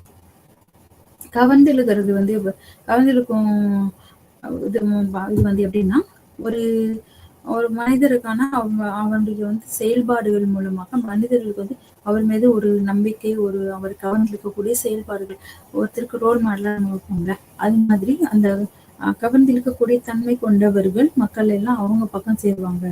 அவங்க சொல்றதை கேட்பாங்க. அவங்க என்ன சொன்னாலும் செய்வாங்க. அப்ப அந்த அளவுக்கு அவங்களுடைய நடத்தையும், அவருடைய செயல்பாடும், அவருடைய மக்களுக்கு அவருடைய செயல்களின் மூலமா கிடைக்கக்கூடிய பயன்பாடுகளும் அதிகமா இருக்கும். அப்ப மக்களுக்கு அதை பார்த்த உடனே அவரை பார்த்த உடனே பிடிச்சது. சிலரை வந்து பார்த்த உடனே அவங்களுக்கு பிடிச்சிரும். இந்த அரசியல் தலைவர்களா இருக்கட்டும், சிலவங்க அது மாதிரி அவங்க கவர்ந்தக்கூடிய அந்த ஒரு தகுதி ஒரு அவங்க கிட்ட இருக்கும். அந்த பகுத்தறிவு சட்டம். பகுத்தறிவு வந்து மக்கள் வந்து அந்த பகுத்தறிவு மூலமா ஒரு அரசியல் தலைவர் வந்து உருவாகுது. ஒரு அரசியல் மட்டம் வந்து உருவாகும் போது, இப்போ மனிதர்களுக்கு வந்து எல்லா மனிதர்களுக்கும் வந்து பொதுவான ஒரு நம்பிக்கையும் அது அங்கீகரிக்கப்பட அந்த பகுத்தறிவு சட்டம் வந்து அங்கீகரிக்கப்படக்கூடியதாக இருக்கும். அப்புறம் நாட்டில் வந்து சட்டத்திட்டங்கள் நிறைவேற்றாங்க. அப்போ வந்து அது எல்லாத்தாலும் ஏற்றுக்கொள்ளப்படுகிறது. அது வந்து ஒரு பொதுவானதாக, ஒரு சமமானதாக, ஒரு சமநிலைப்படுத்துவதாக, சம மட்டத்தில் மையப்படுத்தப்பட்டதாக அது இருக்க வேண்டும். அப்படி இருக்கும்போது தான் எல்லா மக்களாலும் வந்து அது வந்து ஏற்றுக்கொள்ளப்படுகிறது. இந்த நிலை வந்து இந்த சமூகத்துல வந்து ஒரு சமூக நிலையில் ஒரு முக்கிய இடத்தை பெறுகிறது. அதுபோல நிறைய மக்களுடைய மக்கள்கிட்ட மக்களுக்கு இடையிலான ஒரு ஏற்றத்தாழ்வுகளோ அல்லது அவங்களோட திறமை சார்ந்த ஒரு மதிப்போ அல்லது அறிவு சார்ந்த மதிப்போ இல்லாமல் பொதுவாக அவர்கள் வந்து எல்லாரையும் வந்து ஒரு மக்களுடைய ஒரு பொதுவான ஒரு நடத்துறாங்க. மத நிறுவனங்கள் உறவை போலவே மதமும் மனித சமூகங்களின் இன்றியமையாத அம்சமாகும். மனித மூளையின் சிறப்பு குணங்கள் மற்றும் ஹோமோசேபியன்களின் சுருக்கத்திற்கான திறன், சிந்தனை மற்றும் கற்பனை மனித சமூகங்களில் முக்கியமான செயல்பாடாகும். மனிதன் வந்து எல்லா மனிதர்களுமே வந்து சிந்திக்கக்கூடியவர்கள். மனித மூளையின் சிறப்பு குணம் வந்து வந்து அந்த சிந்திக்கிற திறன் வந்து அவனுக்கு இருக்கு. கற்பனை திறன், சிந்திக்கிற திறன் வந்து மனிதனுக்கு இருக்கு. அப்போது ஒரு சமூக நிறுவனமாக மதம் சேவை செய்ய பகுப்பாய்வு செய்யப்பட்டுள்ளது. ஒரு சமூக நிறுவனமாக மதம் இப்ப மதங்களை வந்து பொதுவா எடுத்துக்கிட்டோம்னா இப்போ ஒவ்வொரு மதமும் ஒவ்வொரு மதம் சார்ந்த சூழ்நிலையில் இப்ப இந்து மதம்னா அது ஒரு சேவை மையமாக செயல்படுது. கிறிஸ்தவம் வந்து ஒரு சேவை மையமாக செயல்படுகிறது. நிறைய ட்ரஸ்டீஸ் எல்லாம் இருக்குல்ல. அப்ப அது மாதிரி சேரிட்டபிள் ட்ரஸ்ட் வந்து நிறையவே இருக்கு. அப்ப அதெல்லாம் வந்து என்னன்னா மனிதர்களுக்கு வந்து ஒரு சேவை செய்யக்கூடியதாக ஒரு பகுப்பாய்வு செய்யப்பட்டதாக இருக்கிறது. அதாவது நம்ம நாட்டை வந்து யாரெல்லாம் கஷ்டப்படுறாங்களோ அப்போ அவங்கள வந்து ஒரு நல்ல நிலைக்கு கொண்டு வரணும் அப்படின்னும் போது சில சேவைகள் வந்து அவங்க செய்யறாங்க. ஆரம்ப காலத்துல எல்லா மக்களுமே இந்தியாவுக்குள்ள வந்து கிறிஸ்தவர்கள் வந்து இந்தியாவுக்குள்ள வரும்போதெல்லாம் அவங்க சேவையை தான் அவங்க அதிகமா செஞ்சாங்க. இப்ப அன்னை தெரசா இருக்காங்கன்னா அவங்க எப்படி வந்தாங்க, அவங்க வந்து நிறைய சேவை செஞ்சாங்க. அதனாலதான் அவங்கள வந்து இந்த அளவுக்கு எல்லா மக்கள் வந்து விரும்புறாங்க. அவங்கள வந்து இன்னும் போற்றக்கூடிய சூழ்நிலை இருக்கு. இப்ப அவங்க வந்து என்னன்னா ஒரு சேவை மனப்பான்மையோட தான் அவங்க உள்ள வந்தாங்க. அப்போ வந்து நிறுவனமா இருக்கு. தங்கள் சமயத்தை அவர்கள் பரப்புவதை காட்டிலும் மக்களுடைய தேவை என்னவோ அதை அவங்க வந்து முதலாவது அவங்க தேவையை சந்திக்கிறாங்க. முடியாம இருக்கவங்களை அவங்களை குணப்படுத்துறாங்க. ஆதரவற்றவர்களை அவங்களுக்கு ஆதரவு கொடுக்குறாங்க. கல்வி இல்லாத குழந்தைங்களுக்கு வந்து கல்வியை கொடுத்தாங்க. பெரியவங்களுக்கும் அது கல்வியை கொடுத்தாங்க. இப்படி நிறைய விஷயங்கள் வந்து மக்களுடைய அடிப்படை தேவையான வீட்டுல அவங்களுக்கு வீடு கட்டி கொடுக்கறது, உணவில்லாதவங்களுக்கு அது அவங்களுக்கு ஒரு உணவு கிடைக்க பண்ணது, இந்த மாதிரி சில செயல்பாடுகள் எல்லாமே அந்த மாதிரி மதங்கள் மூலமாக மக்களுக்கு கிடைத்தது, ஒரு நிறுவனங்கள் மூலமாக கிடைத்தது. அது மாதிரி இப்ப இந்து மக்கள் வந்து நிறையவே இருக்காங்க. நிறைய அது போல இந்த வள்ளலாருடைய இதெல்லாம் உணவு பரிமாறக்கூடிய அந்த மாதிரி எல்லாம் இருக்கு. சில இடத்துல வந்து உணவு வந்து அடிப்படை தேவையா இருக்கு, அதை அவங்க செய்யறாங்க. இப்ப அது மாதிரி சீக்கியர்கள்லாம் வந்து இந்த சீக்கியர்களும் அது மாதிரி எல்லா மதம் சார்பற்ற ஒரு உணவு வந்து வழங்கக்கூடிய இடம் வந்து பஞ்சாப்ல உண்டு. அதுல வந்து எல்லா அங்க யாரெல்லாம் போறாங்களோ அவங்க எல்லாருமே அவங்க சாப்பிடலாம். அவங்களுக்கு வந்து எந்த பாரபட்சமும் கிடையாது. அதுக்குன்னு அவங்க எல்லாருமே ஒற்றுமையா இணைந்து அவங்க சமைச்சு போடுறாங்க. அதை எல்லாத்தையும் அவங்க பாத்துக்கிறாங்க. அவங்களாவே அதை செய்யறாங்க. அது எவ்வளவு பெரியவங்க படித்தவர்களாக எந்தவர்களாக இருந்தாலும் கூட அவர்கள் எல்லாருமே இணைந்து அந்த உணவு வழங்குவதில் ஒற்றுமையோடு செயல்படுகிறார்கள். அங்க இவங்க ஏற்றத்தாழ்வுகள் எதுவுமே இல்லை. அப்ப அங்க வந்து எல்லாமே வந்து ஒரு அன்பு, ஒரு இணக்கம், ஒரு ஒற்றுமையை வந்து கொண்டு வர்றதுக்காக நிறைய முயற்சிகள் பண்ணிக்கிட்டு தான் இருக்காங்க. ஒவ்வொரு சமயத்தினரும் அவர்களுக்கான ஒரு அடையாளத்தை வந்து வைத்திருக்கிறார்கள். செயல்பாடுகளிலும் அதை வந்து முக்கியமா செயல்படுத்துகிறார்கள். அப்போ வந்து அவன் அடிப்படை தேவை ஒரு மனிதனுக்கு வந்து சந்திக்கப்படும் போது அப்ப அவன் வந்து ஒருத்தன் பசியோட இருக்கும்போது எந்த தத்துவத்தையும் அவன் கேட்க மாட்டான். எந்த மத சார்ந்த விஷயங்களா இருக்கட்டும் எதையுமே அவன் மனசுல வந்து போய் நிக்காது. கேட்கிற மனநிலையில அவன் இருக்க மாட்டான். அப்போ ஒருத்தன் வந்து பசியா இருக்கும்போது அவனுக்கு முதல் தேவை என்ன, அவனுக்கு ஆகாரம், அவனுக்கு உணவு. அவன் உணவு கிடைச்சு அவன் திருப்தியா இருக்கும்போதுதான் அடுத்த நிலையை பத்தி அவன் யோசிப்பான், அவன் பேசுவான், அதை கேட்பான். இப்போ முதலாவது வந்து உங்க மதத்தை போய் பரப்புறதோ அல்லது ஒரு கடவுள் பத்தி சொல்றதோ அது யாருக்கும் வந்து ஏற்காது. இப்போ அவங்களுடைய அடிப்படை தேவை என்னவோ அதை வந்து ஃபர்ஸ்ட் உணர்த்து செய்யணும். அப்ப செய்யும் போதுதான் அவன் அடுத்த நிலைக்கு சரி பரவாயில்லன்னு அவங்க ஒரு நிலைக்கு வந்து அவன் வர்றான். இப்ப சீனா இறையியல் மாநிலம் வந்து நம்பர் அல்லது ஆட்சியாளரும் தெய்வீகமாக கருதப்பட்டன. இப்ப சீனாவில எல்லாம் வந்து ஒரு கடவுள் அந்த மனிதர்கள் வந்து முதுமக்கள் வந்து இப்படி கடவுள் மாதிரியே அவங்க நினைக்கிறது, அவங்க ஆட்சியாளர் தெய்வீகமா கருதுறது, அவங்களுக்கென்று ஒரு மதிப்பு வைக்கிறது, அவங்களுக்கு பரிசுகளை கொடுக்கறது, அவங்கள வந்து உயர்வா ஒரு கௌரவப்படுத்தக்கூடிய சூழ்நிலையில தான் அவங்க வச்சிருப்பாங்க. இப்ப பண்டை இந்தியாவில வந்து அதிகாரம் வெவ்வேறு வர்ண நபர்களிடையே பிரிக்கப்பட்டது. இப்ப பண்டை இந்தியாவில வந்து அதிகாரம் வெவ்வேறு வர்ண நபர்களிடையே தான் பிரிக்கப்பட்டது. அப்ப அதிகாரம் என்னன்னா, அப்ப முதலா வந்து அப்போ அந்த காலத்துல வந்து இந்தியா வந்து இப்ப 4 வர்ணாசிரமத்துல 4 ஒரு வர்ணங்கள் வந்து வர்ணங்கள் மூலமா பிரிச்சிருக்காங்க. அதுலதான் இந்த பிராமணர், வைசியர், பிராமணர், சத்திரியர், வைசியர், சூத்திரர் இந்த மாதிரி பிரிக்கும்போது அப்ப அதுக்குள்ளதான் அந்த வர்ணங்கள் இடையே தான் அதிகாரங்கள் இருந்திருக்கு. இதெல்லாம் வந்து கோயிலுக்கு போறதோ, அந்த பூஜை நமஸ்காரம் பண்றதோ, அது எல்லாமே வந்து இவங்க பிராமின்ஸ் தான் செய்யணும். அது பிராமணர்கள் செய்ய வேண்டியது. அப்ப மந்திரங்கள் சொல்லுவதும், மந்திரங்கள் உச்சரிக்கிறது, ஓதுறதுக்கு, அந்த சமஸ்கிருத வார்த்தையில வந்து சொல்றதுக்கும் அவங்களுக்கு மட்டும்தான் அதிகாரம். அது மாதிரி உள்ள போய் எல்லா பூஜை விஷயங்கள்ல வந்து தலையிடுறதுக்கும் அதிகாரங்கள். அந்த உபநிடதம் வேதங்களை வந்து கற்றுக்கொள்ள படிக்கிறதுக்கு கூட அதை வாசிக்கிறதுக்கு கூட அவங்களுக்கு மட்டும்தான் அதிகாரம் இருந்தது அந்த காலகட்டங்களில். பின்பு அதற்கு பின்புதான் இப்போ வந்து எல்லாமே அதை வந்து மொழியாக்கவும் பண்ணிட்டாங்க. அதுபோல தமிழ் மொழியில வந்து வந்திருக்கு. அதை எல்லாரும் இப்போ வாசிக்கலாம். இப்போ மற்றவர்களும் கூட அதை அந்த பூஜை விஷயங்கள்ல வந்து செயல்பட அனுமதி வழங்கிட்டாங்க. அது நடைமுறையில இப்ப இருக்கு. அப்ப அவங்க அந்த அதிகாரம் வந்து அடுத்த ஒரு அதிகாரம் வந்து அரசியல் ரீதியான அதிகாரம் வந்து யாருகிட்ட இருந்துச்சுன்னா சத்திரியர்கள் கிட்ட தான் இருந்துச்சு. அப்ப சத்திரியர் குலத்தை சார்ந்தவர்கள் அரசியல்வாதிகளாக, அரசு மந்திரிகளா, ராஜா இருக்காருன்னா அந்த ராஜாவா மந்திரியா அவங்களுக்கு செய்யக்கூடியதெல்லாம் வந்து அந்த அறிவுபூர்வமான அல்லது வீரமான செயல்பாடுகளை செய்கிறவர்கள் வந்து அவர்கள் தான் அந்த இதை வந்து செய்யணும். போரிடுறதுக்கு நாட்டை காப்பாற்றக்கூடிய பொறுப்பில் வந்து அவர்கள் தான் இருக்காங்க. அது நம்ம நாட்டை வந்து மற்றவர்கள் சுரண்டி விடாத அளவுக்கு அந்த நாட்டை பாதுகாக்கிறதுக்கும், மக்களுக்கு எந்த பாரபட்சம் இல்லை, மக்கள் சுகமா இருக்கிறதுக்கும் அவர்கள் பொறுப்பானவர்களாக இருக்க வேண்டியது இருக்க வேண்டிய இடத்துல வந்து அவங்க இருந்தாங்க. மதச்சார்பற்ற சக்தி அரசனிடம் முதலீடு செய்யப்பட்டது. தெய்வீக சக்தி பிராமணரால் கட்டுப்படுத்தப்பட்டது. அப்ப மதச்சார்பற்ற இந்த சக்தி வந்து அரசனிடம் முதலீடு செய்யப்பட்டது. தெய்வீக சக்தி பிராமணரால் கட்டுப்படுத்தப்பட்டது. அப்ப மதங்கள் வந்து பிராமணர்கள் தான் அப்ப அந்த தெய்வீக சக்தினா கடவுள் சம்பந்தப்பட்ட விஷயம், சமயம், அதுல வர்ற கட்டுப்பாடுகள், அதுல வர்ற வேதம், உபநிடதம், அது எல்லாமே வந்து மந்திரங்கள் சொல்றது இது எல்லாமே வந்து அவங்களே கட்டுப்பாட்டுல தான் இருந்துச்சு. அதுதான் அவங்க ஏதாவதுனாலும் அவங்களுக்கு தான் முக்கியத்துவம் கொடுக்கறதும், முதல் உரிமை கொடுக்கறதும். அரசனே இருந்தாலும் கூட அவர்களிடத்துல போய் தான் எல்லாம் செஞ்சு அனுமதி பெற்று வாழ்த்துக்களை பெற்று தான் அவங்க எந்த செயல்களையும் ஈடுபட ஆரம்பிச்சாங்க. ஒரு நாட்டுக்கு போரிட போறதா இருக்கட்டும், அப்ப அந்த அவர்களுடைய வந்து இந்த பூஜையெல்லாம் செஞ்சு அதுக்கப்புறம் அவங்க வந்து போரிட போற வழக்கங்களும் அப்பொழுது இருந்தது. மதம் 2 அம்சங்களை கொண்டுள்ளது. நம்பிக்கைகள் மற்றும் நடைமுறைகள் முந்தைய ஆண்டு வழங்குகிறது. மதங்கள் வந்து 2 அம்சம், அதாவது நம்பிக்கை, நடைமுறை. மதம்னாவே வந்து நம்ம ஒரு அறிவியல் பூர்வமாக ஒரு நிரூபிக்கப்பட முடியாத ஒரு விஷயம் வந்து இந்த நம்பிக்கை. நம்பிக்கை வந்து நம்ம அதை நேரடியாக பார்க்க முடியாது. நம்ம இல்லாத ஒரு விஷயம், அது இல்லாததுன்னா நம்ம பார்க்க முடியலன்னா அது இல்லைன்னு நம்ம சொல்லுவோம். அப்ப அது இல்லாத ஒரு விஷயத்து மேல நம்ம நம்பிக்கையை வைக்கிறது. அதுதான் வந்து இந்த கடவுள் மதம் சார்ந்த விஷயங்கள். அது வந்து நடைமுறையில வந்து நம்பிக்கை வைக்கிறது, அப்புறம் அதை வந்து நடைமுறைப்படுத்துவதும், இது ரெண்டுமே வந்து அது முக்கியமான விஷயமா தான் இருந்துச்சு.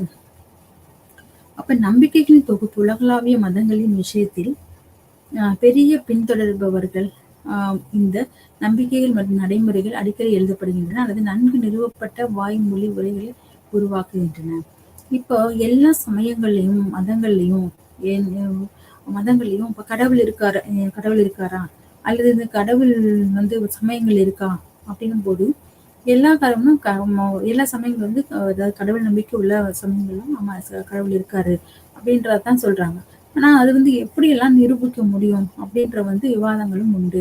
அப்போ ஒவ்வொரு சமயங்களும் என்ன சொல்லுதுன்னா நேரடியா பாக்குற விஷயம், நேரடியா கடவுள்னு காட்டினா அது நாங்க நம்புவோம் அப்படின்னு சொல்லுவாங்க. சிலதுல வந்து வந்து அந்த பிரத்யட்சமா நம்ம நேரடியா பார்க்க முடியறதா இருந்துச்சுன்னா அது ஒரு நம்பிக்கை வரும். அப்படி இல்லைன்னா அனுமானத்தின் மூலமாக நம்ம அந்த கடவுள் இருப்பை வந்து நம்ம உணர முடியும். அந்த நம்பிக்கை அது ஒரு நம்பிக்கை. அப்ப இவங்க இப்படி இப்ப பின்னாடி மலையில வந்து இது புகை வருது அப்படின்னா அங்க நெருப்பு இருக்கு. அப்போ வந்து இந்த செயல்பாடுகள் வருகிறது என்றால், இந்த செயல் நடைபெறுகிறது என்றால், அப்ப கடவுள் என்ற ஒரு சக்தி வந்து இருக்கு. அப்ப இது வந்து சாதாரண மக்களால இது நடத்த முடியாது, இது நடக்கவும் முடியாது. ஆனா இது நடக்குதுன்னா, அப்ப வந்து இது பின்னாடி வந்து ஒரு கடவுளுடைய சக்தி இருக்கு. ஏதோ ஒரு சக்தி இருக்கு. அதுதான் நம்மள ஆட்டி வைக்குது. ஒவ்வொருத்தவங்களுக்கும் அந்த சக்திக்கு ஒவ்வொரு பேர் வைத்திருப்பாங்க. ஆனா ஏதோ ஒரு சக்தி வந்து நம்மள வந்து நடத்துது. அதனாலதான் இந்த மாதிரி நிகழ்வுகள் வந்து நடக்குதுன்னு சொல்லி, அப்போ அந்த அந்த சக்தி எது? அதுதான் மதங்கள் சொல்லக்கூடிய அந்த கடவுள்ன்ற விஷயம் அப்படின்னு நம்புறாங்க. அடுத்து வந்து என்ன சொல்றாங்கன்னா, அது சம்பந்தமா எழுதப்பட்ட நூல்கள், அதாவது முன்னோர்கள் அது குறித்த நம்பிக்கைக்குரிய முன்னோர்கள் வந்து, நான் இத பார்த்தேன். இது மாதிரி நடந்துச்சு. கடவுள் என்கிட்ட பேசினாரு. இப்படிலாம் சொல்லுவாங்க. அப்ப அவர்கள் எழுதி வைத்த அந்த உரைகள், அது நீ வாய்மொழியா சொல்லியிருப்பாங்க. அல்லது அந்த வாய்மொழிகளை வந்து எழுத்து வடிவத்திற்கு கொண்டு வந்து அதை எழுத்துக்களாக உருவாக்கியிருப்பாங்க. அப்ப அதெல்லாம் வந்து முன்னாடி இதெல்லாம் இருந்திருக்கு. இப்படிப்பட்ட செயல்கள் மூலமாக கடவுள் இருப்பை நாங்க உணர்ந்து கொண்டோம். அது போல நீங்களும் இந்த மாதிரி செய்யும்பொழுது நீங்களும் கடவுள் யார் என்பதை நீங்கள் உணர்ந்து கொள்ள முடியும் என்ப கருத்தை வந்து அது வலியுறுத்துது. அத்தகைய மதங்கள் வந்து நம்பிக்கைகள் மற்றும் நடைமுறைகள் பொறிக்கப்பட்ட மற்றும் ஆணவப்படுத்தப்பட்ட இடத்தில் கோட்பாடு என அறியப்படுகிறது. அப்ப இந்த மாதிரி அது சம்பந்தமான விஷயங்கள் எல்லாம் வந்து அதை வந்து ஒரு ஆவணப்படுத்தி எல்லாம் வச்சிருப்பாங்க. அப்ப அத அப்புறம் வந்து கம்பேரிசன் ஒரு விஷயத்த வந்து சொல்றதுக்கு வந்து ஒரு இந்த மாதிரி இருக்கு. ஒரு தெரியாத ஒரு விஷயத்த வந்து தெரிந்த ஒரு விஷயத்த வச்சு அவங்க சொல்லுவாங்க. அப்ப அதன் மூலமாகவும் கடவுள்னா இப்படிதான் இருப்பாரு. இது மாதிரி தான், அது மாதிரி தான். சில உருவ வழிபாடுகள் உண்டு. சில சமயங்கள் மதங்களுக்கு வந்து உருவ வழிபாடு கிடையாது. அது ஆவியா இருக்காங்க. அப்ப அந்த ஆவி என்ன? அறிவு சக்தி, அந்த சக்தி தான் இதை எல்லாமே செயல்படுத்துது. அப்படி இல்லைன்னா இது வந்து சாத்தியமே இல்லை. இந்த செயல்பாடு இது நடைமுறையில இருக்குன்னா இது வந்து சாத்தியமே இல்லை. அப்ப சாத்தியம் இல்லாத ஒரு விஷயத்தை சாத்தியமாக்குவதுதான் அது கடவுள் இருப்பு என்பதாக மதங்கள் வந்து நம்ம சொல்லுது. மதம் வந்து பூசாரிகள் போன்ற நிறுவன வழிமுறைகள் ஒப்படைக்கப்பட்டன. இந்த கோட்பாடுகளை பரப்புதல் மற்றும் பெரும்பாலும் பாதுகாத்தல் பொறுப்பு ஒன்று உள்ளது. அப்ப அந்த சமயங்கள், அந்த மதங்கள், அந்த கடவுள்கள் இதெல்லாமே வந்து அந்த கோட்பாடுகளை பரப்புவதற்கும் அவற்றை காப்பாற்றுவதற்கும் ஒரு பொறுப்புள்ள நிறுவனங்கள் தான் அந்த சமய மத சார்ந்த நிறுவனங்கள். மதத்தின் முக்கிய விதிகள் மற்றும் விதிகளின் களஞ்சியமாக இருக்கும் முறைகள். மதங்களுக்கு ஒவ்வொரு மதத்திற்கும் ஒரு விதிமுறைகள் அடங்கிய களஞ்சியமாக இருக்கிறது உரை. இப்ப கிறிஸ்தவர்களுக்கு வந்து பைபிள் போல, மற்றும் முஸ்லிம்களுக்கு குரான் போல, இப்ப இந்துக்களுக்கு வந்து பகவத்கீதை போல இந்த மாதிரி நூல்கள் எல்லாம் அங்கீகரிக்கப்பட்டிருக்கிறது. அப்ப தெய்வீக தோற்றம் கொண்டவை அனைத்து மதங்களும் பழங்குடியினர் அல்லது உலகளாவிய தங்கள் நம்பிக்கைகளை சட்டப்பூர்வமாக்குகின்றன. அப்ப இந்த பைபிளும் குரானும் மற்ற இந்து முறைப்படி பார்க்கும்போது அவங்க பகவத்கீதை சொல்லுவாங்க. இப்ப எல்லா சமயங்களும் வந்து இது அன்பை வலியுறுத்துவதாக இருக்கிறது. மதத்தின் முக்கிய விதிகளை அந்த விதிகளை வந்து சில மதங்கள் வந்து ஒரு அரசாங்க மதங்களாக இருக்கிறது. இப்ப இஸ்லாம் மதங்கள் வந்து அரசாங்க சமயங்களாக இருக்கிறது. அப்ப அந்த நாட்டினர் வந்து அந்த சமயங்களை பின்பற்றுகிறவர்களாக அந்த சட்டத்திட்டங்களை அவர்கள் கடைபிடிக்கக்கூடியவர்களாக இருக்கிறார்கள். இது வந்து ஒரு அங்கீகரிக்கப்பட்ட நிறுவன சமயமாக இருக்கிறது. இப்ப இந்தியா பொறுத்த வரைக்கும் எல்லா சமயங்களுக்கும் இந்து இருக்கு, முஸ்லீம் இருக்கு, கிறிஸ்தவம் இருக்கு, சீக்கியம் இருக்கு, நிறைய மொழிகள் சமயங்கள் வந்து மதங்கள் நம்ம நாட்டில் இருக்கு. அப்ப இது எல்லாத்துக்குமே வந்து அந்த நூல்களும் உண்டு. எழுத்து வடிவில் இருக்கக்கூடிய நூல்கள் உண்டு. அது வந்து அந்த மதத்திற்கான முக்கியமான ஒரு விதிமுறைகள், ஒரு சட்டதிட்டங்களை உள்ளடக்கியதாக இருக்கிறது. இப்ப அந்த சட்டதிட்டங்களை அந்த சமயத்தினர், மதத்தை சார்ந்தவர்கள் அவற்றை பின்பற்றக்கூடியவர்களாகவும் இருக்கிறார்கள். இது வந்து அந்த மதத்தை வந்து மத ரீதியா அவர்கள் அதை காப்பாற்றவும், அதை வந்து கோட்பாடுகளை பரப்புவதற்கான பொறுப்பும் அவங்க கிட்ட இருக்கு. அவங்க எல்லாருக்கிட்டையுமே இந்த நம்பிக்கை வந்து சட்டப்பூர்வமாக்கணும்ன்றதுல ஒரு முயற்சி எடுத்துருக்காங்க. கட்டுக்கதைகள் மூலம் மதிப்புகள், தொன்மங்கள், காலமற்ற கதைகள் அவை பகுத்தறிவு, நம்பகத்தன்மையை கொடுக்கின்றன. சில வந்து கட்டுக்கதைகள் மூலம் மதிப்புகள், தொன்மங்கள், காலமற்ற கதைகள் இதெல்லாம் சில இப்ப ராமாயணம், மகாபாரதம் எல்லாம் இருக்கலாம். அதெல்லாம் வந்து ஒரு கதைகளை புராணங்களா சொல்றாங்க. அப்ப அந்த கதைகளா தொன்ம கதைகளா சொல்லக்கூடியதுல வந்து அதுல எல்லாமே என்னன்னா ஒரு அறக்கோட்பாடு அதுல இருக்கும், கடவுள் நம்பிக்கை இருக்கும். அப்போ அந்த சொல்லக்கூடிய தொன்மங்கள் வந்து ஒரு அதாவது நன்மைக்கும் தீமைக்கும் இடையிலான ஒரு போட்டி தான். அது ராமாயணமா இருக்கட்டும், மகாபாரதமா இருக்கட்டும், மற்ற தொன்ம கதைகளா இருந்தாலும் சரி, எல்லாவற்றிலுமே இந்த நன்மைக்கு தீமைக்கு இடையில இருக்கிற போராட்டம் தான். அது நன்மை தான் ஜெயிக்கும், தீமை வந்து தோற்கும் அப்படின்ற ஒரு கான்செப்ட் வந்து அதுக்குள்ள இருக்கும் எல்லா கதைகளிலுமே. இப்ப சமயங்களும் அது மாதிரி தான். எல்லாமே ஒரு அறிவுறுத்தக்கூடியதாக வந்து நன்மை அதுல இருக்கு. அது இதுபடி செஞ்சீங்கன்னா இது உனக்கு கிடைக்கும். இதுபடி செய்யலைன்னா நீ இதை வந்து இந்த தண்டனை கிடைக்கும் அப்படின்ற மாதிரி தான் சமயங்கள் வந்து அதை வெளிப்படுத்துகிறது.